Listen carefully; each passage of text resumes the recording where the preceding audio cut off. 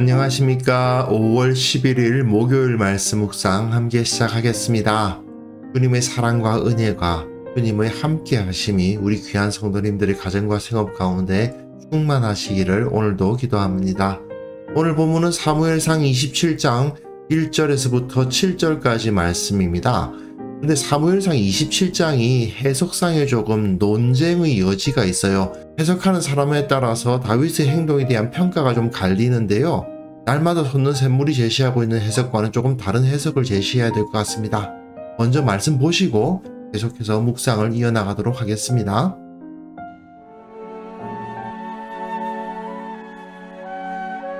다윗이 그 마음에 생각하기를 내가 후일에는 사울의 손에 붙잡히리니 블레셋 사람들의 땅으로 피하여 들어가는 것이 좋으리로다.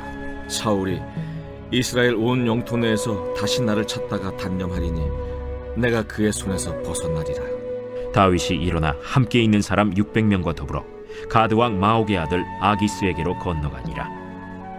다윗과 그의 사람들이 저마다 가족을 거느리고 가드에서 아기스와 동거하였는데 다윗이 그의 두 아내 이스라엘 여자 아히노함과 나발의 아내였던 갈멜 여자 아비가일과 함께 하였더니 다윗이 가드에 도망한 것을 어떤 사람이 사울에게 전하매 사울이 다시는 그를 수색하지 아니하니라. 다윗이 아기스에게 이르되 바라건대 내가 당신께 은혜를 입었다면 지방 성읍 가운데 한 곳을 내게 주어 내가 살게 하소서. 당신의 종이 어찌 당신과 함께 왕도에 살리이까. 아기스가 그날에 시글락을 그에게 주었으므로 시글락이 오늘까지 유다 왕에게 속하니라. 다윗이 블레셋 사람들의 지방에 산 날 수는 1년 4개월이었더라. 이제 사울과 다윗의 관계가 새로운 국면으로 접어들고 있습니다. 사울과 다윗이 서로 싸우고 추격하는 그런 과정이 이제 끝나요. 좀 전에 읽으셨습니다만 다윗이 블레셋으로 피해버립니다. 그러니까 사울이 더 이상 다윗을 쫓지 않게 되었죠. 여기서 제가 처음에 말씀드렸습니다만은 논쟁의 여지가 있다고 말씀을 드렸습니다. 날마다 솟는 샘물 같은 경우에는 다윗이 블레셋으로 이동한 이 판단이 잘못된 것이라고 해석하고 있습니다. 어떻게 이스라엘의 왕이 블레셋 가드 왕 아기스의 부하가 되겠느냐? 그러니까 이것은 잘못된 판단이었다라고 해석을 합니다. 그런데 조금 다르게 볼 수도 있죠. 왜냐하면 과연 사무엘서 기자가 이 이야기를 기록할 때에 다윗이 지금 잘못하고 있다라고 기록한 걸까? 분명 사무엘서 기자는 다윗을 진정한 왕으로 높이고 있습니다. 그렇다면 다윗이 잘못했다고 한다면 그것에 대해서 비판적인 이야기를 해줘야 되고 그것을 하나님께서 어떻게 바로 잡으셨는가에 대한 이야기를 해야 됩니다. 다윗이 블레셋으로 간 것이 이게 처음이 아니지요.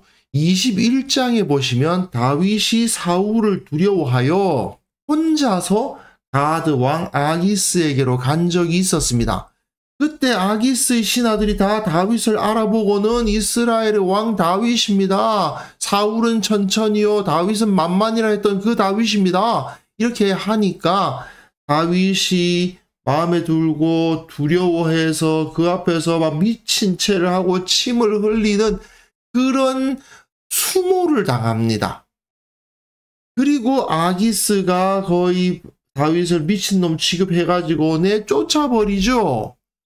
그러므로 다윗이 아둘람 굴로 도망을 해서 그의 형제와 아버지의 온 집이 듣고 그리로 내려가고 또한 환난당한 사람들과 여러 사람들이 모여서 400명가량의 군대가 이루어지는 이야기를 볼 수 있습니다. 사무엘상 21장에서는 분명히 다윗이 아기스에게로 간 것이 잘못되었다라고 쓰고 있는 거예요.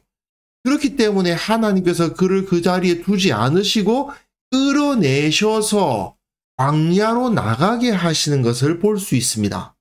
하지만 27장에서의 다윗의 모습은요, 21장에서의 모습과는 상당히 다릅니다. 사무엘서 기자는 다윗이 이를 통해서 곤란한 지경에 빠졌다거나 또는 하나님께서 그 모습을 보고 악하게 여기셨다거나 이것을 바로잡기 위해서 어떤 섭리를 하셨다거나 그런 말이 없어요. 예를 들어서 다윗이 나발 죽이겠다고 갔을 때 그건 잘못한 게 맞거든요. 그러니까 아비가일이 나와서 그를 막지 않습니까? 그런 일이 없고 오히려 27장에서는 다윗이 상당히 형통하게 일이 풀리는 것을 볼 수 있습니다. 과연 사무엘서 기자가 27장의 다윗이 블레셋으로 간 것을 잘못이라고 기록하고 있는 것일까? 그렇게 보기가 쉽지가 않은 거죠. 물론 이것은 보는 시야에 따라서 다른 해석이 가능한 부분이긴 하고요. 다윗이 잘못했다고 해석하는 것이 틀렸다 이렇게 말하는 것은 어렵습니다. 서로 다른 해석이 존재할 수 있으나 제가 보기에는 21장에서 다윗이 가드왕 아기스에게로 간 것은 분명 부정적이고 잘못된 선택이었다라고 해석을 해야 되지만 이제는 아니라는 거죠. 마치 아브라함이 기근을 당해서 애굽으로 내려가서 그 아내를 자기 누이라고 속인 것은 잘못된 것이 맞지만 나중에 야곱이 70여 명의 자기 사람들을 데리고 애굽으로 내려간 것은 하나님의 섭리에 의한 거 아니었습니까? 21장에서 다윗이 블레셋으로 간 것은 아브라함이 자기 아내 사레를 끌고 애굽으로 내려간 것과 마찬가지로 잘못된 선택이었다라고 볼 수 있으나 오늘 보게 되는 27장에서 다윗이 블레셋의 아래로 들어가는 것은 마치 야곱이 애굽에 들어가서 그 고센 지방을 차지한 것과 마찬가지로 다윗이 블레셋에게로 가서 시글락을 차지했다라는 이야기를 하고 있다고 보는 것이 더 설득력이 있는 것 같습니다. 자, 그럼 본문 보시겠습니다. 다윗으로서도 과거에 가드 왕 아기스 앞에서 굴욕당한 것을 기억 못할 리가 없지요. 하지만 그럼에도 불구하고 다윗은 사울의 추격을 피해야 된다는 판단을 했습니다. 후일에는 사울의 손에 붙잡히겠다. 이러니 어쩔 수 없다. 블레셋 사람들의 땅으로 피하여 들어가는 것이 좋으리로다. 사울이 이스라엘 온 영토 내에서 다시 나를 찾다가 단념하리니 내가 그의 손에서 벗어나리라. 다윗은 사울을 죽일 마음이 없어요. 사울과 싸울 마음이 없어요. 싸워서는 안 된다고 확신하고 있어요. 만약에 다윗과 사울이 싸운다는 것은 내전을 일으킨다는 것이고 동족끼리 전쟁을 한다는 비극이 벌어지는 것입니다. 그렇기 때문에 그는 사울을 피해서 블레셋에게로 갑니다. 이것이 과연 잘못된 것일까?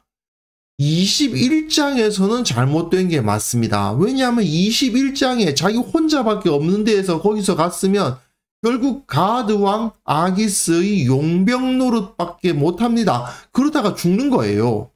하지만 이제는 어떻습니까? 600명과 더불어 가드 왕에게로 갑니다. 600명이 함께 가는데 600명이 아닙니다. 다윗과 그의 사람들이 600명이에요. 저마다 가족을 거느리고 갑니다. 그러면 용사로서 싸우는 사람이 600명이란 이야기고, 즉 남자들이 600명입니다. 그 가족들까지 함께 거느리고 간 거예요. 이 정도 되면 거의 2,000명 됩니다. 2,000명 정도 되는 사람들을 끌고 가드에서 아기스와 동거를 하고 있습니다. 그 앞에서 이제는 아기스가 함부로 다윗에게 어떻게 할 수가 없어요. 그러면서도 정치적으로는 다윗이 자기 밑에 들어온 것이 굉장히 좋죠.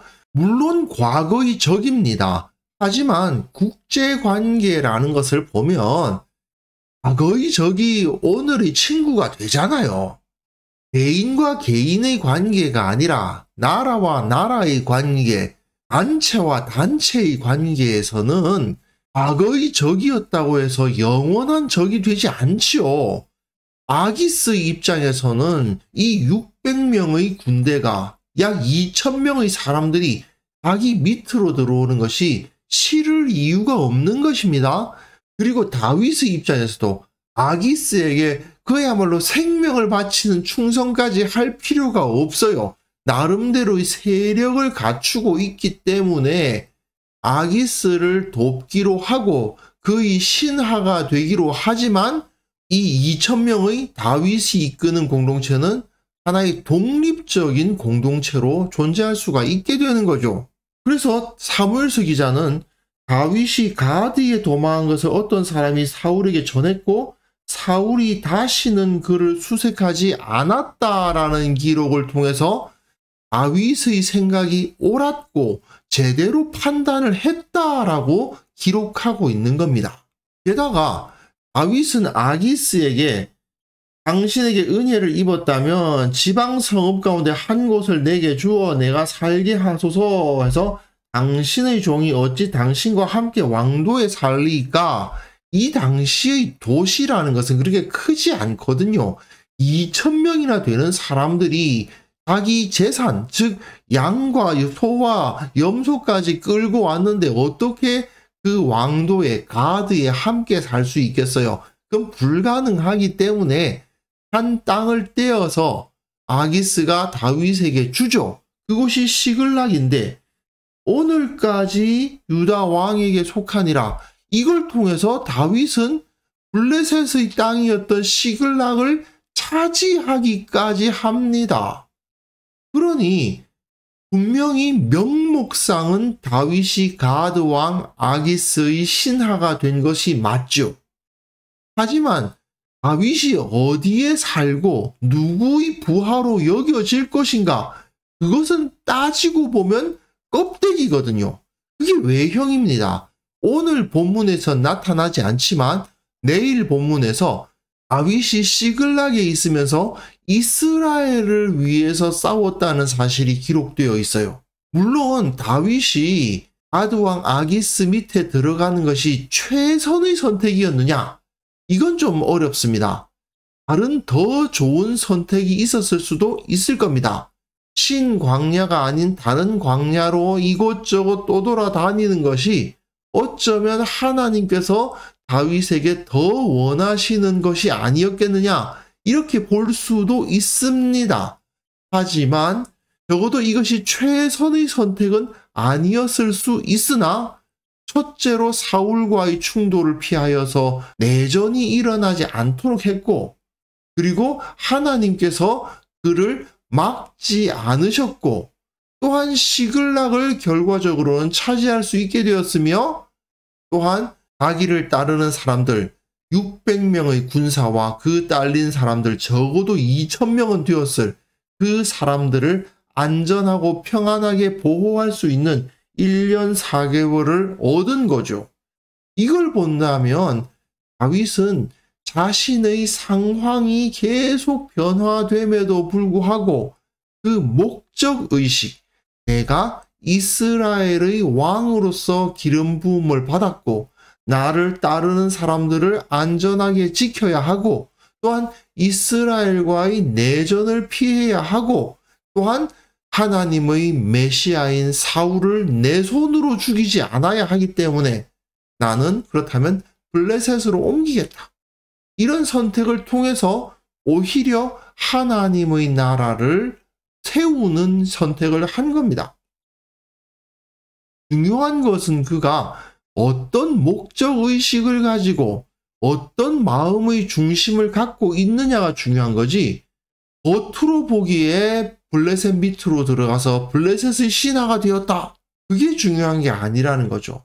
실제로 어떤 사역을 감당했느냐 그것이 중요한 겁니다. 내일 본문을 보시면 아시겠습니다만은 이스라엘의 원수인 아말렉을 칩니다. 계속해서 아말렉을 치지 이스라엘은 전혀 건드리지 않고 다만 아기스에게 내가 이스라엘을 쳤다고 거짓말을 할 뿐이죠. 이것은 또한 사무엘서에서 계속 반복되는 주제인 외형이냐 본질이냐의 문제와 연관되어 있는 것입니다. 다윗은 외형으로 봤을 때는 블레셋의 신하처럼 보였지만 본질적으로는 이스라엘의 왕이었다는 것이 여기서도 드러나는 것이죠. 결국 우리의 삶에서 중요한 것은 마음의 중심을 잡는 것이고 사역의 본질에 집중하는 것입니다. 우리가 살아가는 세상은 계속 변할 겁니다. 우리의 삶의 여건도 계속 바뀔 겁니다. 그 가운데에서 그 변화에 적응하지 못한다면 어떤 문제가 벌어질까요? 도태되는 일이 벌어지겠죠. 하나님의 나라를 위해서 일해야 한다고 하지만 과거의 껍데기를 깨지 못하고 본질을 붙드는 것이 아니라 옛날에 해왔던 방식 그것만 붙들고 있는다고 하면 결국은 하나님으로부터 멀어질 수밖에 없는 겁니다. 하지만 우리가 목적의식을 잃어버리지 않는다면 우리의 삶은 언제나 하나님 앞에서 의롭고 가치 있을 수밖에 없습니다. 우리가 하나님의 나라와 그 의를 위해서 나는 살아간다. 이 목적의식이 명확하게 세워져 있다면 우리 삶에 어떤 변화가 일어나더라도 물론 그 때문에 힘들 수도 있고 혼란스러울 수는 있어요. 하지만 그럼에도 불구하고 목적의식이 분명하기 때문에 그 변화에도 불구하고 그리스도인이요 예수 그리스도의 제자라는 우리의 정체성, 우리의 삶의 원칙은 흔들리지 않을 것입니다. 우리는 그 변화를 두려워하지 않고 그 변화에 적응해 가되 그 가운데에서 또한 예수 그리스도의 모습으로 살아가는 겁니다. 그렇게 했을 때에 하나님께서는 분명히 우리와 함께 하시고 복을 주시고 형통케 하시고 하나님께서 우리에게 맡기신 사명을 이루게 하실 것입니다. 그렇기 때문에 이 시간 함께 기도하실 때에는요. 변화를 두려워하지 않게 하옵소서. 사울을 피하기 위해서 이스라엘을 위해서 나는 블레셋으로 들어가겠다. 그러한 결단을 할 수 있었던 다윗처럼 내가 그리스도인으로서 합당한 모습을 유지한다는 것을 전제로 이 세상의 모든 변화에 적응해 나가되 그 가운데 주님을 잃어버리지 않고 주님께서 준비하신 은혜를 기대하는 삶을 살아가게 하옵소서. 함께 기도하는 시간 가졌으면 합니다.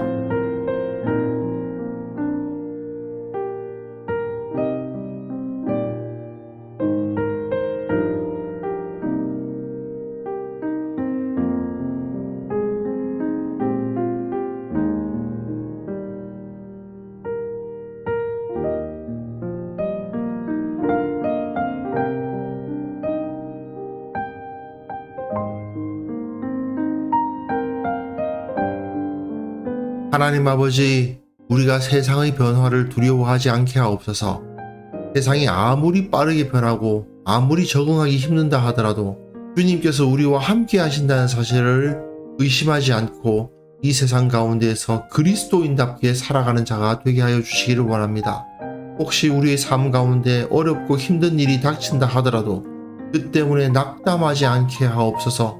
그 삶의 변화 때문에 세상에 무릎 꿇지 않도록 도와주시고 오히려 주님께서 준비하신 은혜를 기대하는 믿음을 허락하여 주옵소서. 다윗이 이스라엘을 위해서 그리고 하나님의 말씀을 지키기 위해서 자기가 여호와의 메시아를 죽이지 않겠노라는 그 결단을 실천하기 위해서 블레셋으로 들어갔던 모습처럼 우리도 하나님의 말씀을 이루기 위해서 하나님의 뜻대로 살아가기 위해서 결단하고 변화를 감수할 수 있는 믿음과 용기를 우리에게 허락하여 주옵소서. 또한 우리 교회의 모든 성도들에게 은혜를 베풀어 주셔서 이처럼 주님의 인도하심을 받게 하시고 함께 주님을 예배하며 만나고 교제할 때에 주께서 나에게 이러한 은혜를 주셨노라 안증하며 기뻐하며 서로 축복하는 공동체가 이루어질 수 있도록 주께서 우리와 함께 하시고 우리를 들어주시기를 원하고 바랍니다. 아버지, 오늘 하루 우리 앞에 어떤 일이 일어날지 우리는 알 수 없습니다만 주님께서는 우리를 떠나지 아니하시고 우리가 능히 모든 일을 감당할 수 있도록 주께서 힘주시기를 원합니다. 담대하게 하옵소서, 기뻐하게 하옵소서, 주님을 높이게 하옵소서, 무엇보다도 하나님의 나라와 그 의를 구하는 삶을 살아갈 수 있도록 도와주시고 오늘 하루의 시간을 마쳤을 때 감사와 기쁨으로 충만하게 하여 주옵소서. 주께 영광 돌려드렸고 예수님의 이름으로 기도합니다. 아멘.